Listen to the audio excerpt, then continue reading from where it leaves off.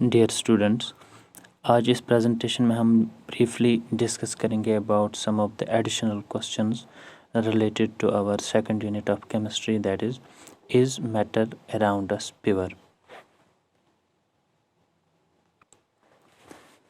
First question है हमारा, what is a pure substance, name the types of pure substances. Pure substance हम जानते हैं वो सब्सटेंस होता है which is made up of same kind of particles. Any substance is said to be pure if and only if it is made up of single, or we can say same type of particles. That means all the particles of that substance should be of same chemical nature. For example, water, sugar, salt, sodium, tin, etc. In pure substances को फिर हम classify करते हैं दो groups में, एक है elements और दूसरा ग्रुप है इसका कंपाउंड्स। एलिमेंट्स भी आते हैं प्योर सब्सटेंसेस में और कंपाउंड्स भी आते हैं प्योर सब्सटेंसेस में, क्योंकि कंपाउंड्स जो होते हैं वो भी होते हैं, they are also made up of same kind of particles. और कंपाउंड्स जो है उसके पार्टिकल्स जो है वो है, they have a compounds have a definite, उन उसमें जो एटम्स होते हैं जब वो कंबाइन होते हैं उनमें होता है एक डेफिनेट रेशियो और इनकी फार्मूला भी होती हैं। फॉर एग्जांपल, जब हम वाटर की फार्मूला लिखते हैं वी राइट इट H2O, यानी कि दो हाइड्रोजन्स कंबाइन होते हैं by covalent bonds with one atom of oxygen. इसी तरह in case of carbon dioxide में कार्बन के साथ दो ऑक्सीजन एटम्स बनाते हैं चार बॉन्ड्स, कोवेलेंट बॉन्ड्स। एक ऑक्सीजन दो बॉन्ड्स बना सकता है, सो एक कार्बन जो है वो चार बॉन्ड्स बनाता है, कोवेलेंट बॉन्ड्स। सो एक कार्बन के साथ दो ऑक्सीजन कंबाइन होते हैं और उसकी फार्मूला होती है, कार्बन डाइऑक्साइड की है CO2। इस तरह मीथेन जो है इसकी है CH4। सो प्योर सब्सटेंसेस हम सिंपली इनको डिफाइन कर सकते हैं, these are made up of same kind of particles and इनको हम डिवाइड करते हैं दो ग्रुप्स में, एक है एलिमेंट्स और दूसरा है कंपाउंड्स। दूसरा क्वेश्चन है, what's a mixture, name the types of mixtures, what's difference between the types of mixtures.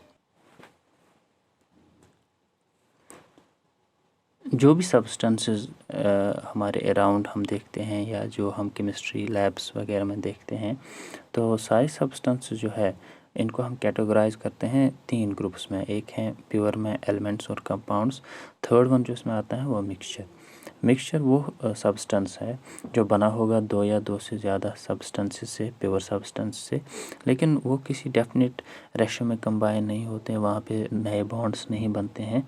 So we can say simply they are mixed together, वहाँ केमिकली वो कंबाइन नहीं करते हैं सब्सटेंसेस। सो मिक्सचर को हम डिफाइन करते हैं, इट्स ए मिक्सचर वो सब्सटेंस है which is formed by the combination of two or more substances. इसमें एलिमेंट्स भी हो सकते हैं, कंपाउंड्स भी हो सकते हैं, which are not chemically combined together. Mixtures को हम कैटेगराइज करते हैं दो ग्रुप्स में, एक है हमारे पास होमोजीनियस मिक्सचर्स और दूसरा है heterogeneous mixtures. A homogeneous mixture has a uniform composition of its components through out its mass. It does not have visible boundaries of separation between the various components, for example sugar solution or a salt solution. Heterogeneous mixture वो mixture होता है which does not have a uniform composition throughout its mass. Also, it has visible boundaries of separation between various components. For example, mixture of sand and water.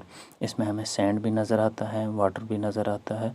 और in case of the first one, that's the homogeneous mixtures, जब हम salt को dissolve करते हैं water में तो हमें salt बिल्कुल दिखाई नहीं देता है।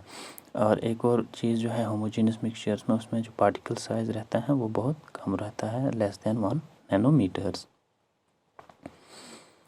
Next question, what's a solution? Write its properties. A solution is a homogeneous mixture of two or more substances. A solution has a solvent and a solute as its components. Solution को हम जब define करते हैं, इसमें हमारे पास जो चीज़ ज़्यादा quantity में होती है, फॉर एग्ज़ाम्पल अगर हम लेंगे एग्ज़ाम्पल वाटर और साल्ट की सोल्यूशन की, साल्ट वाटर सोल्यूशन, तो उसमें वाटर जो है ज़्यादा क्वांटिटी में होता है, वाटर को हम कहेंगे सॉल्वेंट, और इसमें जो चीज़ डिज़ोल्व होती है वो है साल्ट, साल्ट को हम कहेंगे सॉल्यूट। लेकिन सोल्यूशन में सॉल्यूट जो हैं वो एक से ज़्यादा भी हो सकते हैं। So the components of the solution that dissolve the other component in it, usually the component present in larger amount is called the solvent। जो चीज़ ज़्यादा क्वांटिटी में होता है उसको कहते हैं हम सॉल्वेंट, और जो चीज़ डिज़ोल्व होती है, the component of the solution that is dissolved in the solvent, जो usually present in lesser quantity, उसको हम कहते हैं solute. Properties of solution, solution जो होता है it's a homogeneous mixture, the particles of solution are smaller than 1 nanometer in diameter, so they cannot be seen by naked eye. Because of very small particle size, they do not scatter the beam of light, that is वो Tyndall effect show नहीं करते हैं। Tyndall effect जो है scattering of light, अगर हम light beam पास करें इस सोल्यूशन के थ्रू, ट्रू सोल्यूशन के थ्रू, वहाँ पे स्कैटरिंग ऑफ लाइट नहीं होगी। So the path of light is not visible in a solution. Solute particles can not be separated from the mixture by the process of filtration, filtration से भी हम इनको separate नहीं कर सकते हैं, और सेंट्रीफ्यूगेशन से भी हम इन पार्टिकल्स को सेपरेट नहीं कर सकते हैं इन case of a solution. Next है इसमें concentration of solution. Concentration of solution is the amount of solute present in the given amount of solution. The concentration of solution can be determined by the following veg. एक है इसमें mass percentage method, by mass percentage हम निकाल सकते हैं, या by volume. मास में for example अगर हम लेंगे sodium chloride for example 36 grams, और इसी तरह हम सोल्यूशन सॉल्वेंट जो है वो वाटर लेंगे 100 ग्राम्स, इसको हम मल्टीपल करेंगे, will multiply it mass of the solute divide by the mass of solution, इसको हम मल्टीप्लाई करेंगे by 100, we will get the concentration of the solution. अगर हम लेंगे यही एग्जांपल कि हम 36 ग्राम्स आप लेते हैं इसके सोडियम क्लोराइड के, और 100 ग्राम्स लेते हैं इसके वाटर के, जो हमारा सॉल्वेंट होगा, सो हमारा जो है इसमें concentration that will be, mass of the solute will be 36 grams NaCl, mass of the solution होगा 100 ग्राम्स वाटर के प्लस 36 ग्राम्स सॉल्यूट के, ये होगा mass of the solution, multiply करेंगे by 100, it will be around 26%। By volume अगर अब हमारे पास ये इसका दिया है इन mls या इन लीटर्स दिया गया है सॉल्वेंट, सो वहाँ पर जो है एक्चुअली अगर फॉर एग्जांपल हमारे पास 100 ml है वाटर के, so that's actually equal to 100 grams. So 1 gram is equal to 1 ml is equal to 1 gram. So वहाँ पे हम लेंगे mass of the solute, divide करेंगे volume of the solution, multiplied by 100, it will be mass by volume percentage of a solution. या अगर ml में solute भी दिया गया है, फॉर एग्जांपल अगर हम अब अल्कोहल डिज़ोल्व कर रहे हैं वाटर में, सो वहाँ पर हम वॉल्यूम लेंगे अल्कोहल का, उसको डिवाइड करेंगे, वॉल्यूम जो हमारा वाटर का होगा मल्टीप्लाई करेंगे by 100, that will be the concentration of our solution. Next question है what is a suspension, right its properties. Suspension एक हेटेरोजीनियस मिक्सचर होता है और इसमें पार्टिकल साइज़ 100 नैनोमीटर्स से ज़्यादा होता है, और इनमें जो है क्लियरली हम इन पार्टिकल्स को सस्पेंडेड देख सकते हैं किसमें, लिक्विड फेज में। A suspension is a heterogeneous mixture in which solids are dispersed in liquids. The solute particle in suspension do not dissolve but remain suspended throughout the medium. For example, paints, muddy water है, chalk water है, etc. Properties of a suspension. A suspension is a heterogeneous mixture. The particles of a suspension can be seen by the naked eye. Particle size इसमें 100 nanometre से ज़्यादा होता है, we can see them by the naked eye. The particles of a suspension scatter a beam of light passing through it and make its path visible, यानी कि suspension जो है they show suspension show Tyndall effect. The solute particle settle down when a suspension is left undisturbed, that is a suspension is unstable. अगर हम मान लीजिए हमारे पास है सॉल्ट वाटर मिक्सचर, इसको कुछ देर के लिए हम रखें, जो सॉल्ट पार्टिकल्स हैं they will settle at the bottom, तो हम ये कह सकते हैं कि ये जो है हमारा मिक्सचर ये स्टेबल नहीं है। इनको हम सेपरेट कर सकते हैं कि by the process of filtration. Salt water हमारे पास ये है सैंड और वाटर का मिक्सचर या क्ले और वाटर का मिक्सचर है। फिल्ट्रेशन टेक्निक से हम एज रेजिड्यू हासिल कर सकते हैं क्ले को भी और सैंड को भी। What is a colloid? Colloid वो मिक्सचर है जो हमें लगता है कि ये होमोजेनियस मिक्सचर है, लेकिन होता नहीं है ये होमोजेनियस मिक्सचर, क्योंकि इसमें पार्टिकल साइज थोड़ा ज़्यादा रहता है और ये टिंडॉल इफेक्ट शो करते हैं, यानी कि they scatter the beam of light. अगर इनके थ्रू हम लाइट बीम को पास करें वहाँ पे होती हैं scattering of the light. So particle size ज़्यादा रहता है, दे आर स्टेबल, लेकिन होते हैं ये actually heterogeneous mixtures. A colloid is a heterogeneous mixture whose particles are not as small as solution, but they are so small that they cannot be seen by naked eye. When a beam of light is passed through a colloid, then the path of the light becomes visible. For example, milk, smoke, blood, etc. Properties of a colloid. A colloid is a heterogeneous mixture. मैंने कहा आपसे कि ये लगता है homogeneous लेकिन होता है ये heterogeneous mixture. The size of the particles is too small to be individually seen by the naked eye. इनको हम naked eye से पार्टिकल्स को नहीं देख सकते हैं। अगर इनमें हम लाइट बीम को पास करें, उसमें particles are big enough to scatter a beam of light passing through it and make its path visible, यानी कि we can say colloids show Tyndall effect. They do not settle down when left undisturbed, that's a colloid is quite stable. colloid जो होता है ये stable होता है। अगर जिस तरह से हमने मडी वाटर को हम अगर the mixture of clay and water उसको हम कुछ देर के लिए रखें तो वहाँ पर क्ले पार्टिकल जो हैं they will settle at the bottom, लेकिन कोलाइड्स में जो पार्टिकल्स हैं वो सेटल नहीं हो जाते हैं। सो दिस सॉल्यूशंस और these mixtures are stable. They cannot be separated from the mixture by the process of filtration. इनको हम फिल्ट्रेशन से सेपरेट नहीं कर सकते हैं, लेकिन अगर आपको याद होगा जब हमने ये इनके इसमें सेंट्रीफ्यूगेशन में पढ़ा है हमने कि कोलाइड्स में हम इनको सेपरेट कर सकते हैं by this centrifugation technique. Centrifugation में हम ब्लड को भी सेपरेट कर सकते हैं into the plasma and the red blood cells और वाइट ब्लड सेल्स, इनको सेपरेट कर सकते हैं। इसी तरह अगर हमारे पास मिल्क है तो मिल्क में से हम क्रीम और स्किम्ड मिल्क इनको हम अलग, मिल्क से हम क्रीम को अलग कर सकते हैं। नेक्स्ट है हमारे पास what is a Tyndall effect. The scattering of a beam of light by the particles of a colloid or a fine suspension is called the Tyndall effect. When we apply the torch light on a glass of milk, then the path of the light becomes visible, but it is not so in case of water, because in milk light is scattered by its very fine particles. यहाँ पर भी आप diagram में देख सकते हैं, जो first case है इसमें हमारे पास प्योर वाटर है, इसके थ्रू जब टॉर्च की लाइट जब पास होती हैं तो लाइट की जो पाथ है वो विजिबल नहीं होती है। But in the second case जिसमें हमने कोलाइड लिया है, इसमें मान लीजिए मिल्क है या ब्लड सैंपल है, तो इसके थ्रू जब लाइट पास होगी लाइट की पाथ जो है वो हमें नज़र आएगी। So this phenomenon is known as the Tyndall effect. What are the various methods for separating the components of a mixture? Mixture के कंपोनेंट्स को सेपरेट करने के लिए कौन कौन से मेथड्स हैं जो हम इस्तेमाल कर सकते हैं। Evaporation to get coloured component, that's the dye from ink. इसी तरह अगर आपके पास साल्ट वाटर सॉल्यूशन है तो उसमें से आप साल्ट हासिल कर सकते हैं, उसको हीट करना होगा सॉल्यूशन को। Centrifugation to separate cream from milk.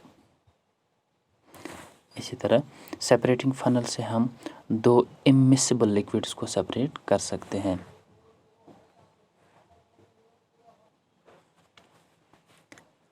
सबलाइमेशन to separate a mixture of ammonium chloride and salt.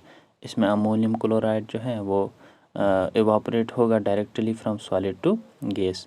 Chromatography से हम इंक के जो है या आपके पास जो है इसका लीव्स का जो एक्सट्रैक्ट है तो उसमें से हम डिफरेंट कलर्स को सेपरेट कर सकते हैं by using chromatography.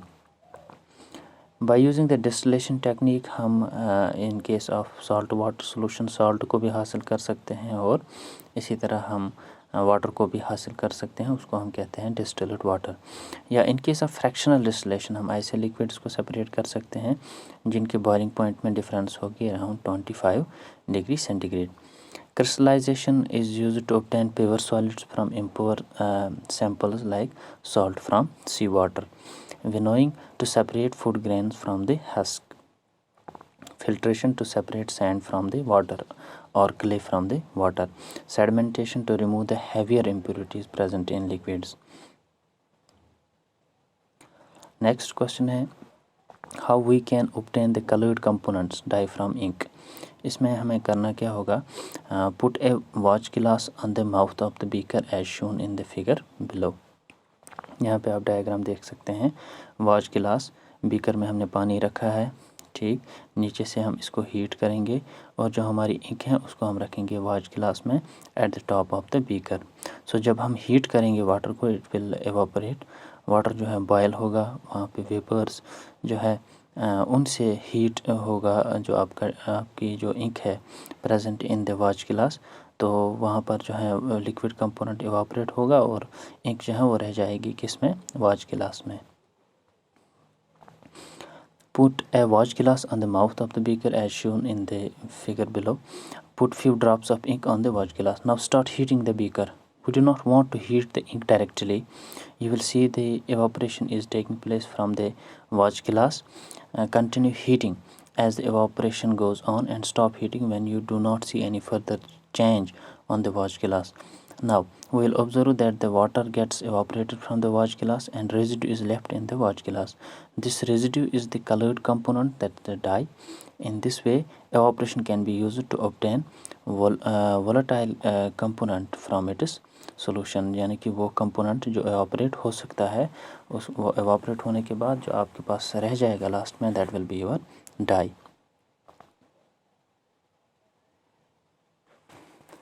Next question है explain the use of separating funnel.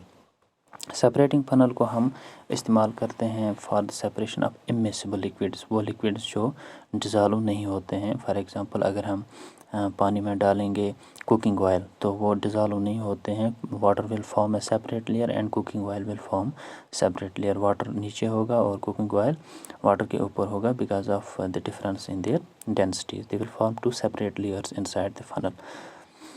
A separating funnel can be used to separate the components of the mixture of immiscible liquids. How this can be done? To understand this, let's perform the following activity. Let's try to separate kerosene oil from water using a separating funnel. Pour the mixture of kerosene oil and water in a separating funnel. Let it stand undisturbed for some time so that separate layers of oil and water are formed. Open the stopcock of the separating funnel and pour out the lower layer of water carefully. Now close the stopcock of the separating funnel as the oil reaches the stopcock.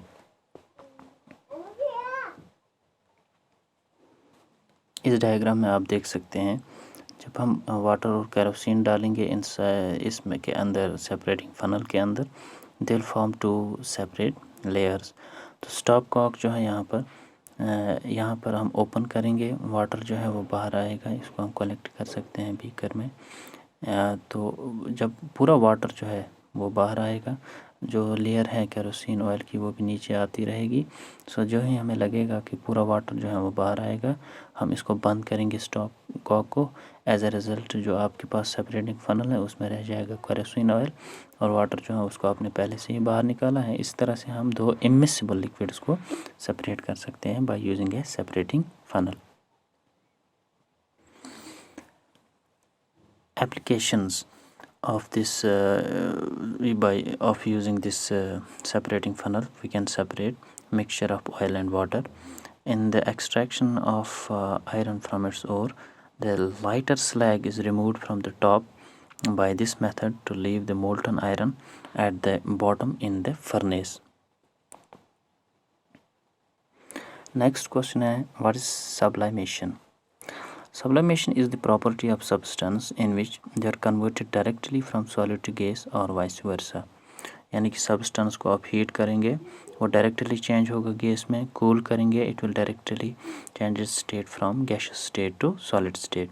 Such substances are called sublime. इनको हम कहते हैं Sublime, यानी कि जो convert होते हैं directly from solid to gas and back from gas to solid. Some of the examples of solids which sublime और अमोनियम क्लोराइड है, कैम्फर है, नेप्थलीन है, एंथ्रासीन है, यानी कि they change their state directly from solid to gas, और जब वापस आते हैं कूल करते हैं हम, they change directly from gaseous state to solid state. इस प्रोसेस को हम कहते हैं sublimation. Now next question, explain the method of fractional distillation. Fractional distillation हम वहाँ पर इस्तेमाल करते हैं जहाँ पर लिक्विड्स के दरमियान जो है बॉइलिंग पॉइंट की डिफरेंस होगी around 25 degree centigrade. This method is used to separate the mixture of two miscible liquids where difference between their boiling points is less than 25 degree centigrade. Fractional distillation method is used to separate the mixture of two miscible liquids where difference between their boiling points is less than 25 degrees centigrade. Also, to separate a mixture of two or more miscible liquids for which the difference in boiling points is less than 25 degrees centigrade, fractional distillation process is used. For example, for the separation of different gases from air, different fractions from the petroleum products, etc. The apparatus is similar to that of simple distillation, except that a fractionating column is fitted in between the distillation flask and the condenser, Liebig's condenser. A simple fractionating column is a tube packed with glass beads. The beads provide surface for the vapors to cool and condense repeatedly. Here you can see in this diagram, यहाँ पर जब आप mixture को heat करेंगे, जो जिसका boiling point कम होगा that will vaporize first and it will pass through these beads, जो एक्ट करता है as fractionating column. So they will pass through the condenser and the liquid will be obtained as pure liquid. So by using this fractional distillation, we can separate two immiscible liquids or more than two, but they must have the difference in their boiling points होनी चाहिए 25 degree centigrade. So जिसका boiling point कम होगा वो vaporize होगा first from the distilling flask. It will pass, उसके vapors pass होंगे through this column, that's the fractionating column, and the vapors will then pass through the condenser, Liebig's condenser, and we can obtain the liquid in a flask or in a beaker. और जब आपके पास दूसरा liquid होगा जिसका boiling point ज़्यादा होगा वो रह जाएगा, that will be left in the flask. जो आपकी distilling flask है उसमें रह जाएगा. इस तरह से हम मिक्सिबल लिक्विड्स यानी कि जो डिज़ोल्व होते हैं एक दूसरे में लिक्विड्स, उनको हम सेपरेट कर सकते हैं बाय फ्रैक्शनल डिस्टिलेशन टेक्निक. लेकिन लिक्विड्स के दरमियान जो बॉइलिंग पॉइंट जो है उनके दरमियान डिफरेंस होनी चाहिए about 25 degree centigrade. That's all about the questions related to this unit, that is matter around us, pure